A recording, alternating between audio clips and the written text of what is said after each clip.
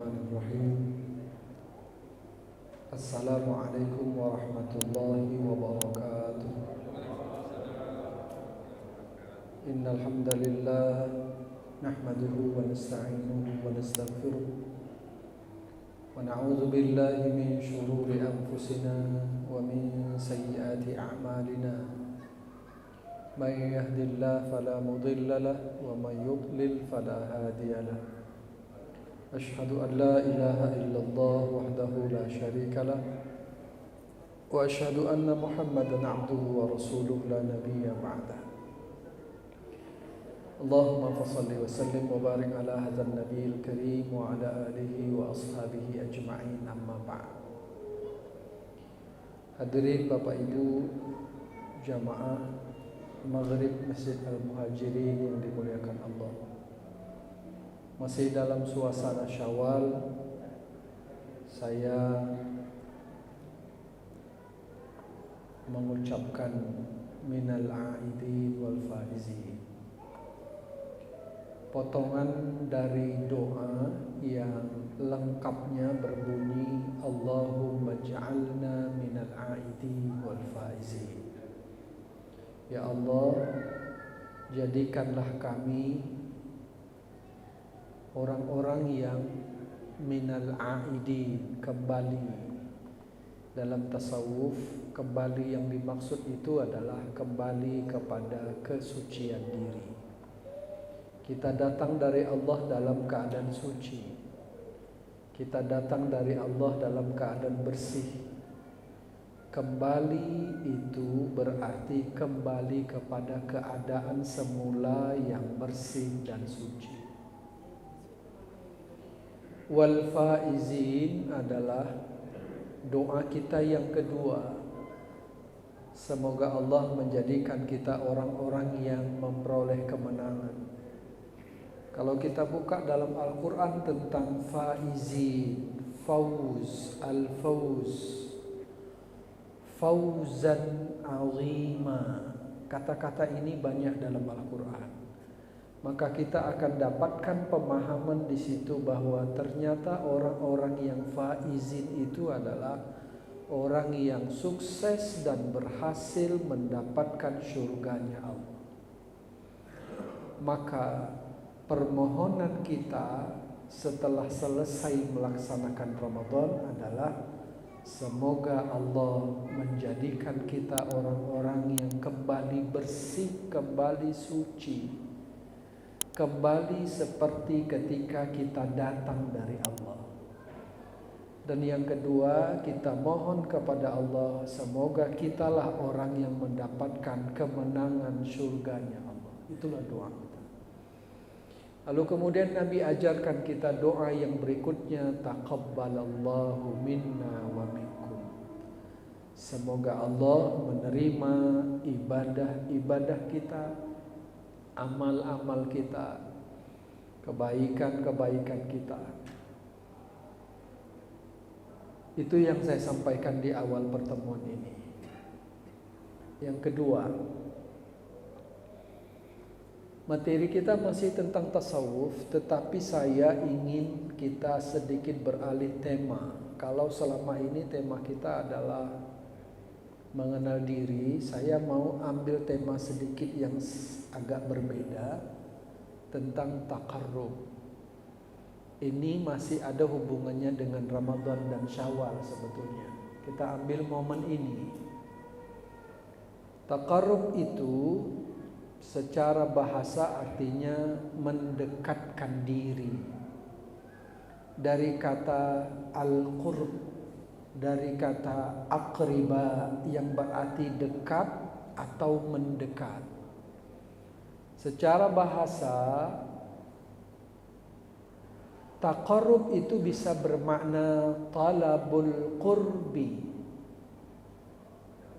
Talab itu artinya mencari, meminta, memohon.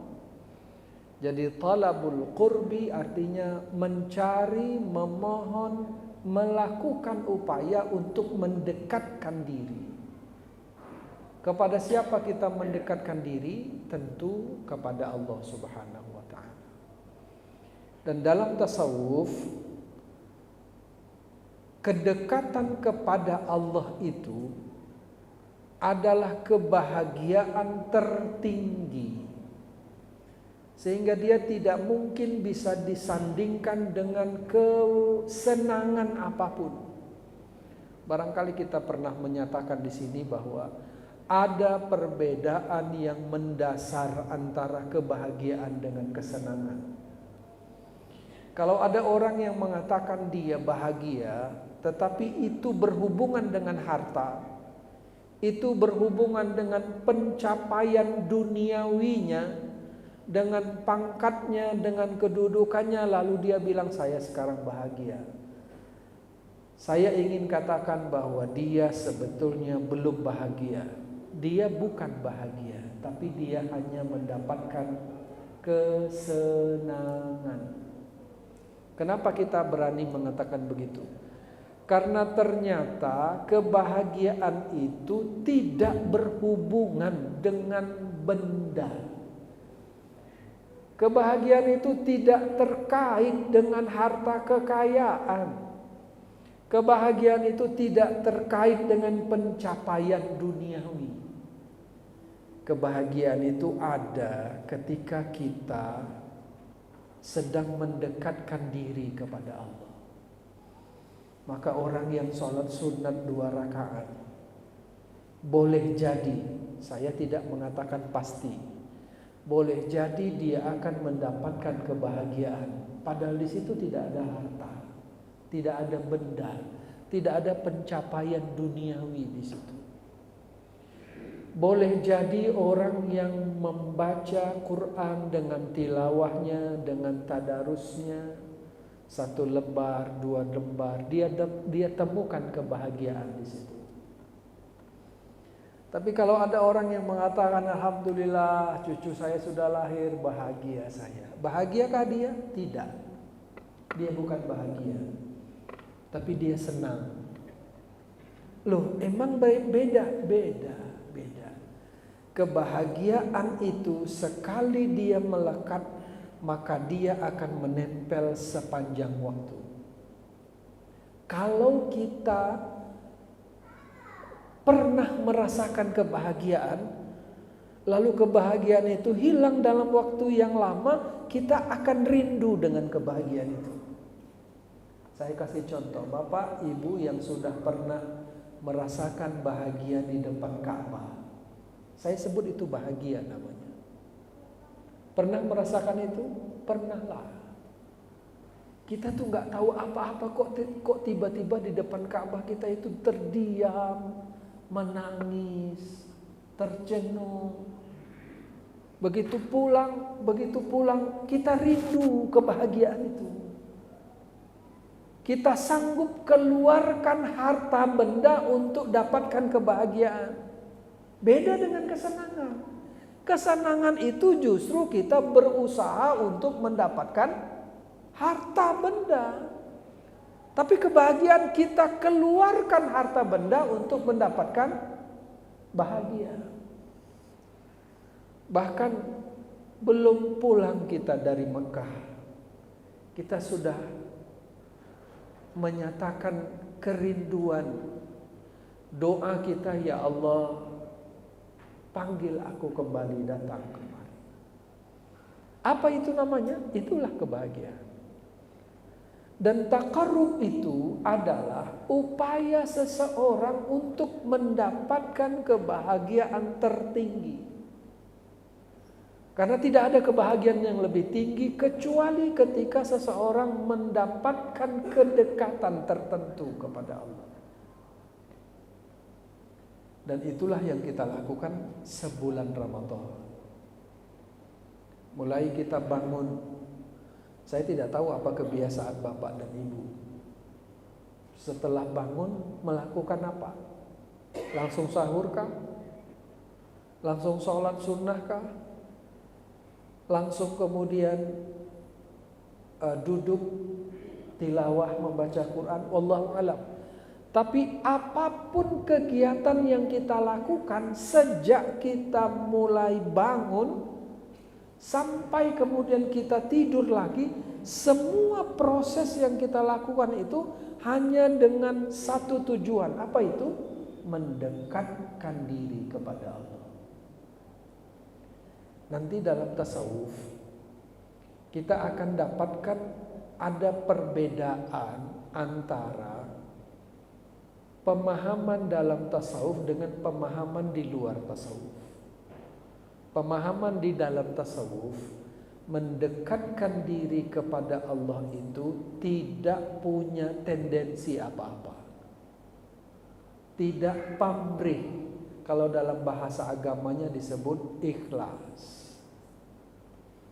Jadi kalau ada pertanyaan, ngapain kita bangun malam? Ya supaya kita mendapatkan Lailatul Qadar. Oh tidak. Bukan itu tujuannya. Supaya kita dapatkan sesuatu yang hebat pada bulan Ramadan. Tidak. Jadi apapun yang kita lakukan dalam bulan Ramadan, dalam perspektif tasawuf, semuanya hanya punya satu tujuan. Apa itu? Mendekatkan diri kepada Allah. Hanya itu saja. Dalam bahasa tasawuf itu disebut dengan taqarrub ilallah. Nah, inilah yang mau kita sampaikan. Pertanyaan saya berikutnya adalah, ketika kita sudah melakukan taqarrub itu sebulan lamanya, kira-kira bulan Syawal ini masih berlanjut apa enggak? Yang sudah kita lalui sekian lama itu. Kalau masih berlanjut, alhamdulillah. Tapi kalau masih belum berlanjut, itu artinya ada yang belum tepat yang kita lakukan.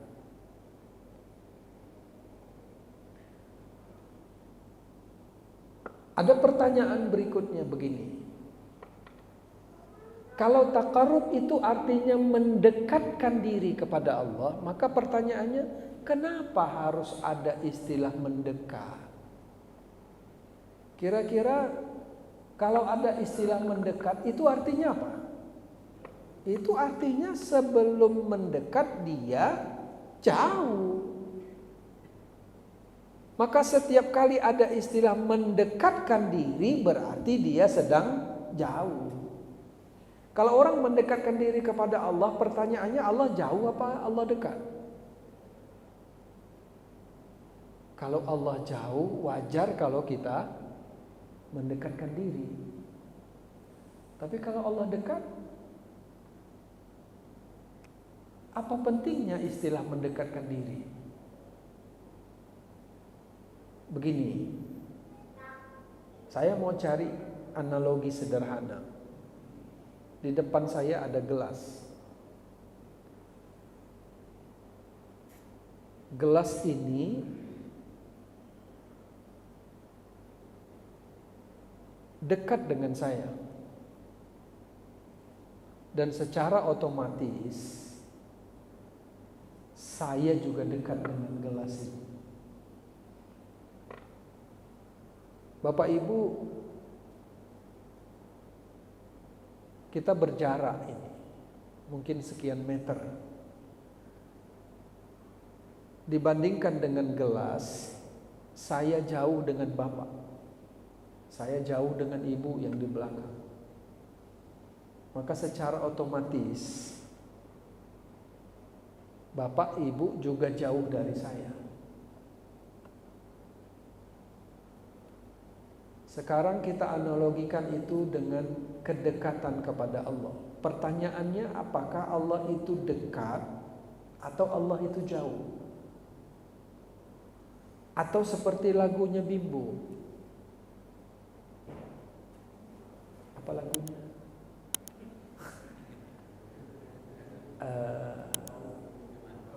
Engkau jauh, aku jauh.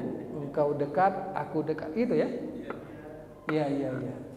Jadi kapan, di mana posisi kita? Kalau kita dekat dengan Allah, maka Allah dekat dengan kita. Kalau kita jauh dengan Allah, maka Allah jauh dengan kita. Begitukah? Begitukah? Atau seperti yang sering kita lihat. Kalau Bapak Ibu sering baca YouTube, sering nonton YouTube, sering baca informasi, hari ini sudah banyak informasi yang menyebar tentang di mana Allah. Kita bicara sedikit tentang itu. Di mana Allah? Dalil-dalil yang ditunjukkan oleh mereka bahwa Allah itu di langit, bahwa Allah itu di arsy, itu ada ayatnya. Itu ada ayatnya. Tapi pernyataan mereka bahwa Allah itu di arsy itu tidak bisa diterima oleh Ahlussunnah wal Jamaah. Kenapa tidak bisa diterima?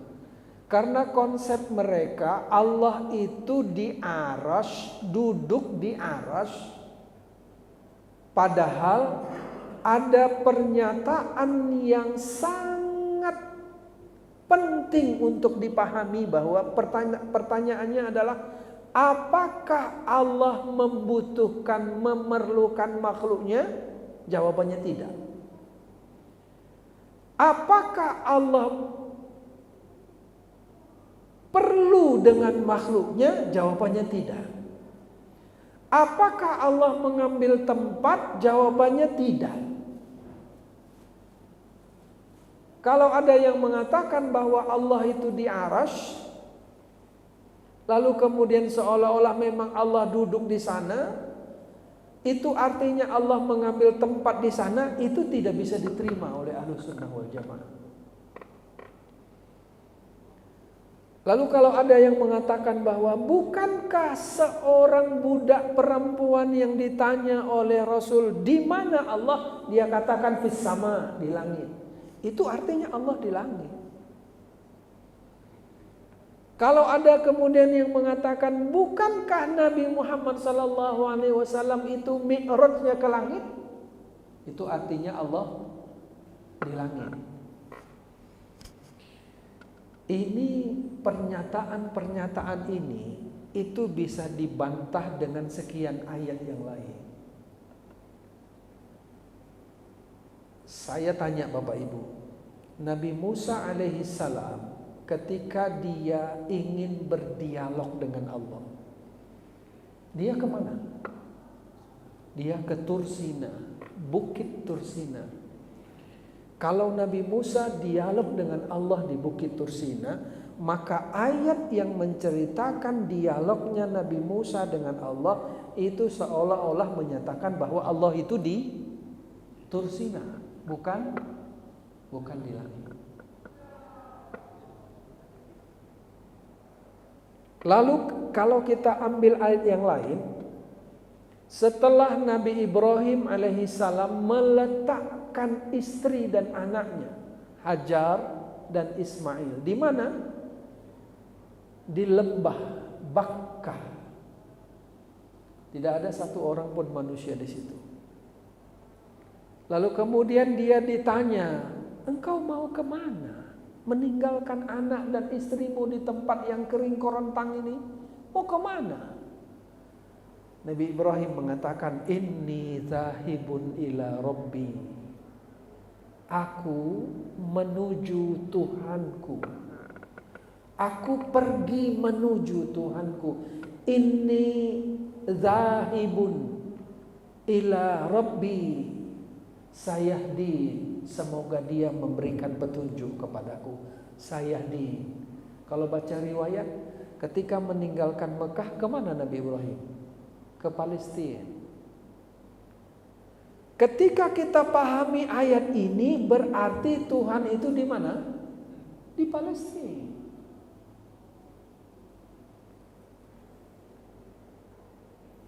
Saya kadang-kadang memberikan komentar untuk orang-orang yang memposting tulisannya, gambarnya tentang Ka'bah atau di depan Ka'bah. Biasanya postingan itu isinya begini, semoga Allah berikan kesempatan datang lagi ke Ka'bah. Semoga kerinduan ini bisa terwujud dengan segera. Kadang-kadang saya komentarnya begini, Pak. Ngapain ke Ka'bah berulang-ulang? Iya kan kita merasakan kesejukan di sana, keindahan, ketentraman. Itu dari mana datangnya? Beda loh, sholat di sana dengan sholat di sini itu beda. Ada rasa yang tidak bisa diceritakan kalau kita sholat di depan Ka'bah. Yang disembah siapa? Apakah yang disembah di depan Ka'bah dengan yang disembah di Masjid Al-Muhajir ini sama kan? Sama. Kalau sama, harusnya tidak ada perbedaan. Justru kalau ada orang yang rindu kepada rumahnya Allah, bukan kepada yang punya rumah, itu bahaya. Itu makanya diingatkan dalam surah Quraisy, li'ilafi Quraisy ilafihim rihlatash shita'i was-shayf falyabudu rabb hadzal bait. Itu diingatkan oleh Allah. Falyabudu, maka hendaklah mereka menyembah rabb hadzal bait, pemilik rumah ini. Jadi yang disembah siapa? Yang disembah pemiliknya, bukan rumahnya, bukan. Jadi kalau ada orang yang tidak paham soal ini, jangan-jangan, tapi ini mohon maaf, jangan-jangan dia bisa jatuh ke dalam syirik. Loh, sejauh itu? Ya. Saya pernah jelaskan ini dulu ketika masih kuliah S3 di Jakarta. Saya jelaskan ini di depan orang-orang, tapi ketika kemudian ada yang bertanya, salah seorang direktur utama sebuah perusahaan BUMN waktu itu. Dia bilang, "Ustadz, saya punya teman saya ini punya kerinduan yang luar biasa dengan Ka'bah. Dia bisa tinggalkan Indonesia itu hari Jumat.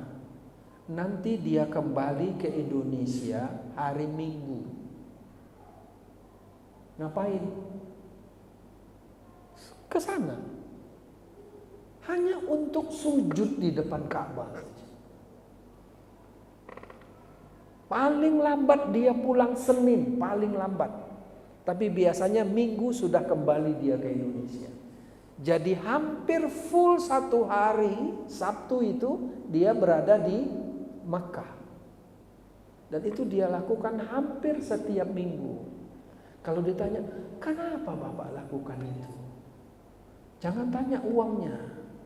Jangan tanya uangnya, karena uangnya sudah tidak punya seri lagi.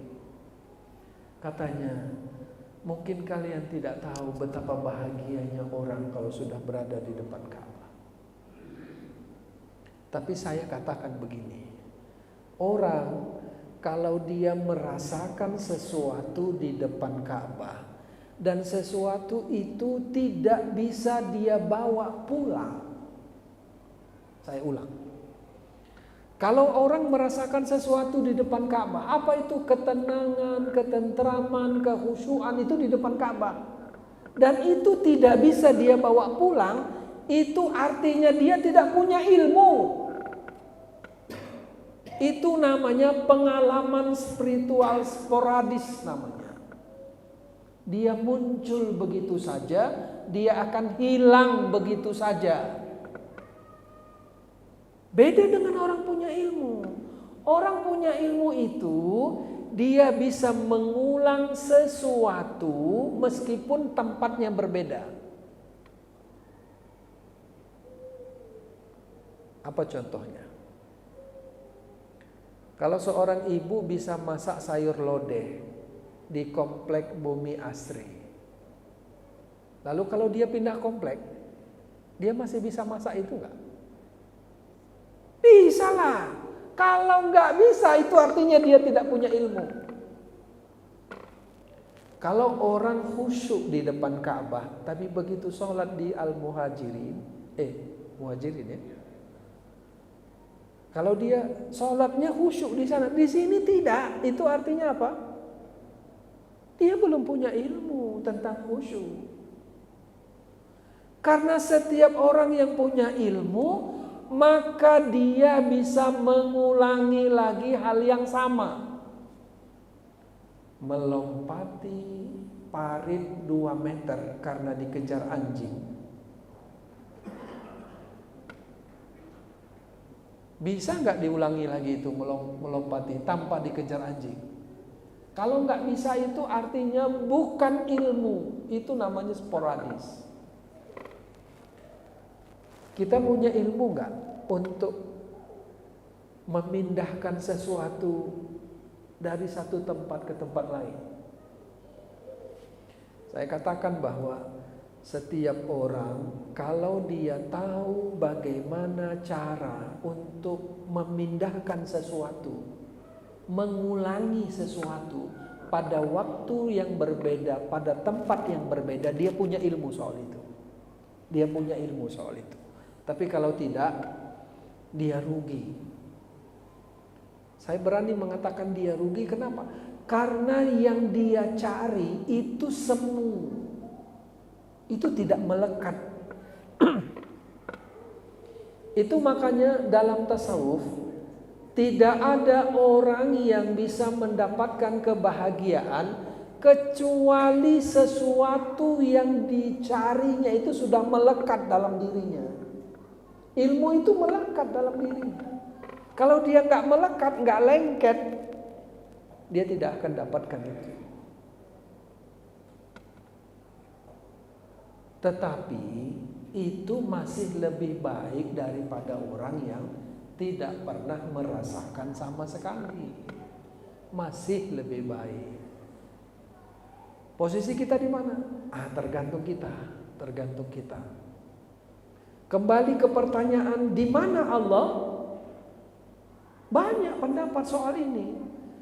Tetapi yang paling bisa kita pegang itu adalah penjelasan dari Allah sendiri.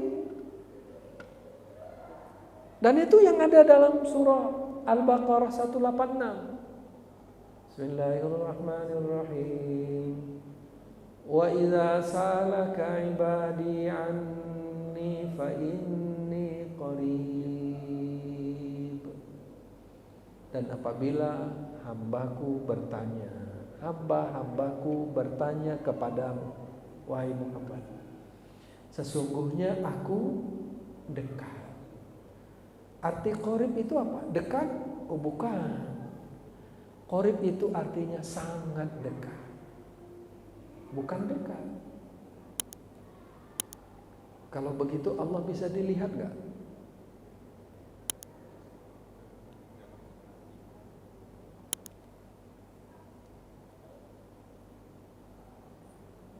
Kalau saya mengatakan pada Bapak dan Ibu bahwa semua orang yang berpuasa bisa melihat Allah, ada yang percaya nggak? Saya justru akan mengatakan begini, seandainya ada orang yang berpuasa tapi dia tidak bisa melihat Allah, itu puasanya tidak diterima.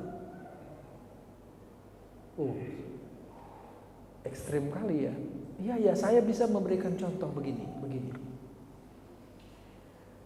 Melihat itu ada 3.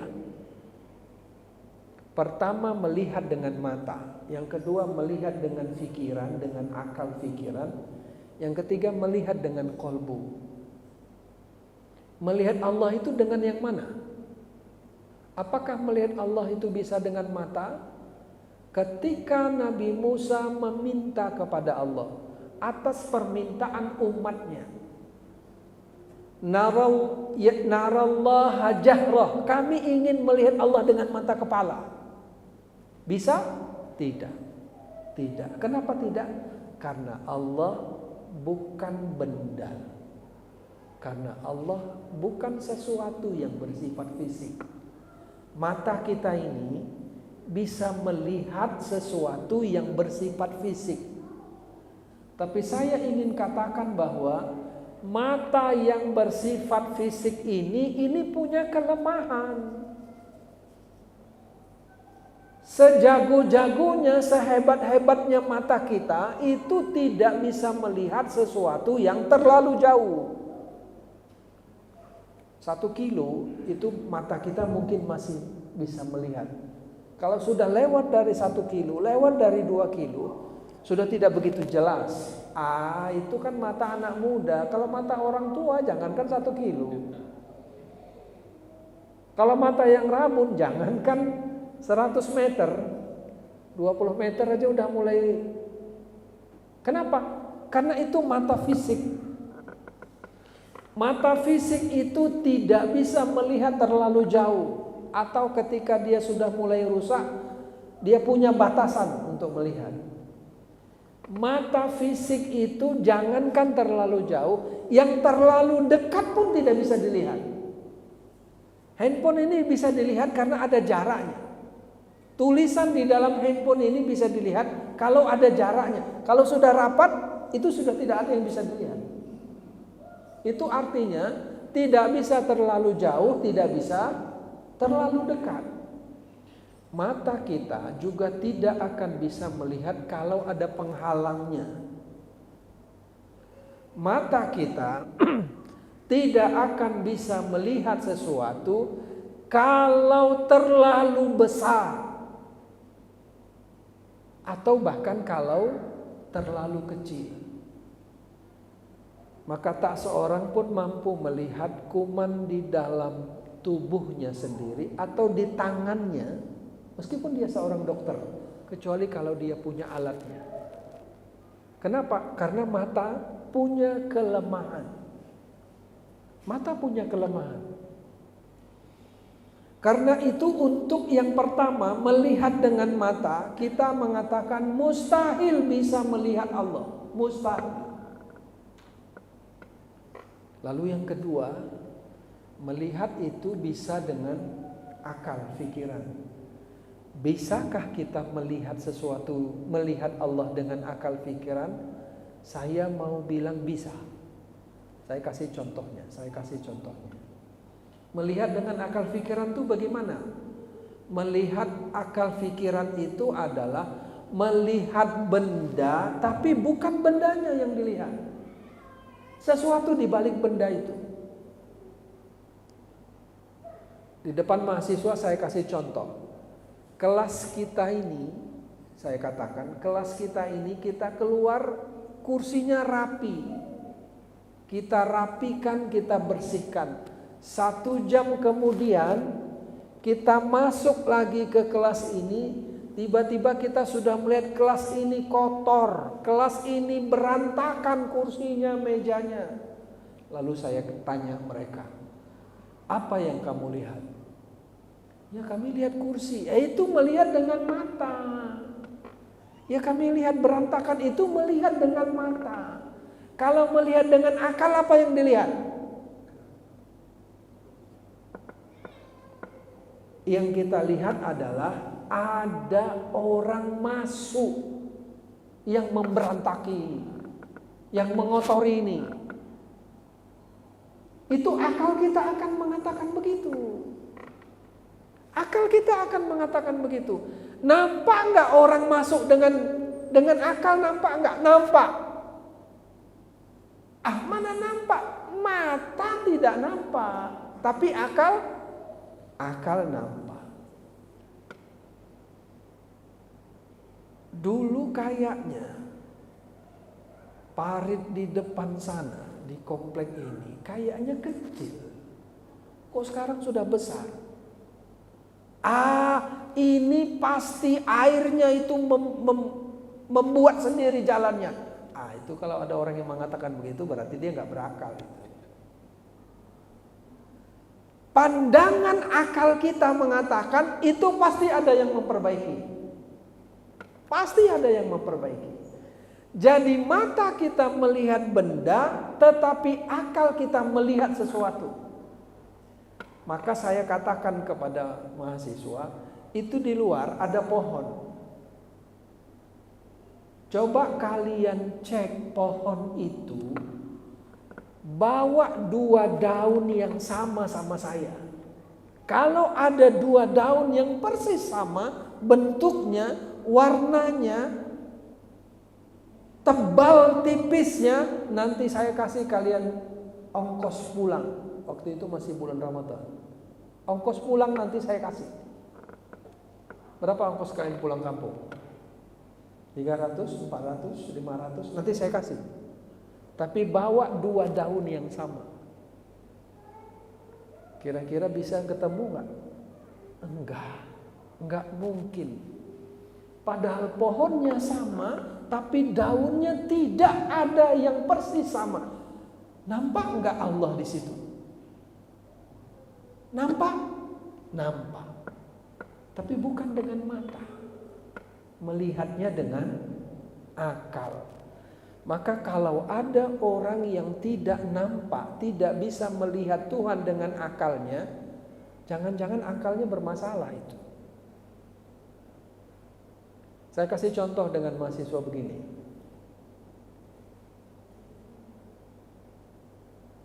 PAM,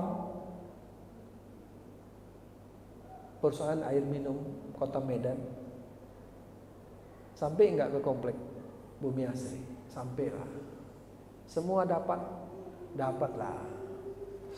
Saya tebak-tebak aja. Semua dapatlah. Pertanyaannya, airnya bersih? Itu persoalan kalau itu. Saya tidak tahu apakah airnya terus-menerus bersih. Tapi seingat saya, ketika kita diundang dulu dalam program pertukaran aktivis muda Islam Indonesia Australia, di Canberra itu kita sudah diberitahu bahwa di sini di Canberra tahun 2004, berarti hampir 20 tahun yang lalu, 19 tahun yang lalu ya. Kata mereka, semua air keran di sini itu semua bisa diminum. Satu kota itu semua airnya boleh diminum. Itu artinya memang airnya betul-betul sudah steril. Tapi kita nggak usah bicara itu. Payah kita nuntutnya ke wali kota. Entah kapan itu bisa terjadi. Wallahu a'lam. Tapi saya mau mengatakan begini. Satu kota bisa nggak dialiri oleh satu PAM? Saya sebut PAM itu perusahaan air minum. Bisa nggak dialiri? Satu kota mungkin bisa. Tapi kalau 2 kota, Tirtanadi bisa menyalurkan air ke 2 kota? Enggak lah, kayaknya enggak. Binjai punya PAM sendiri. Dari Serdang mungkin punya PAM sendiri. Lubuk Pakam mungkin punya PAM sendiri. Tapi saya katakan kepada mahasiswa begini. Saya katakan kepada mahasiswa, tahu nggak kita bahwa Allah ciptakan PAM pada setiap orang, yang PAM itu bisa mengalirkan darah sepanjang 296 km. Berapa keliling bumi? Keliling bumi itu kalau saya tidak salah 140.000 kilometer. 2 kali keliling bumi sama dengan 280.000 kilometer. Tetapi ada PAM yang dibuat oleh Allah yang mengalirkan darah, yang kalau dibentangkan nadi setiap orang itu panjangnya 296.000 kilometer. Dan itu ada pada setiap orang. PAM itu adalah kolbu kalau dalam bahasa Arab, heart kalau dalam bahasa Inggris, kita sebut dalam bahasa Indonesia jantung. Jantung itu bahasa Arabnya kolbu, bukan hati. Kalau orang belajar tentang jantung, kalau orang mulai memahami tentang jantung, sebagai alat memompakan darah ke seluruh tubuh yang panjangnya lebih dari 290 km. 290.000 kilometer. Kira-kira nampak Tuhan nggak di situ? Kalau nggak nampak itu ada masalah di akalnya. Kalau nggak nampak. Jadi bisakah melihat Allah dengan akal? Bisa, bisa. Apanya yang dilihat? Yang dilihat itu adalah jalalnya Allah, keagungan Allah, kemuliaan Allah.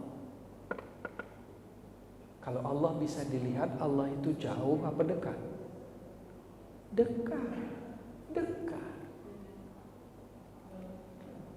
Maka dalam Ramadan ini, dalam Ramadan yang kemarin, ada pertanyaan yang kita sampaikan, bisa nggak orang yang berpuasa itu melihat Allah? Saya katakan bisa. Kenapa bisa? Karena tidak ada orang yang kalau dia berpuasa, dia berani minum meskipun sendirian. Meskipun sedang sendirian. Kenapa dia tidak berani? Saya tanya itu pada mahasiswa. Iya, karena sedang berpuasa. Bukan. Jawabannya bukan karena sedang berpuasa. Bukan. Orang tidak berani minum di bulan puasa, atau orang tidak berani minum karena dia sedang berpuasa, bukan karena dia puasa, bukan. Dia tidak berani minum karena dia sedang melihat Allah. Itu kata orang biasa. Tapi kata tasawuf enggak. Kata tasawuf, orang itu tidak berani minum karena dia sedang melihat Allah. Nampak enggak? Nampak.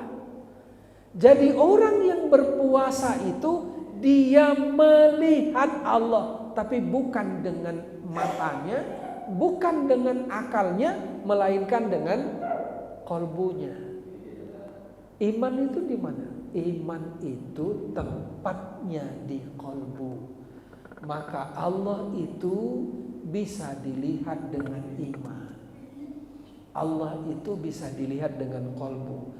Tapi tidak akan pernah seorang pun mampu menceritakan bagaimana wujudnya Allah. Karena Allah itu memang laisa kamitslihi syai'. Nanti kita lanjutkan 8-15. Kalau ada pertanyaan silakan Pak. Izin sebelum kita tutup. Kalau tidak ada, kita tutup saja.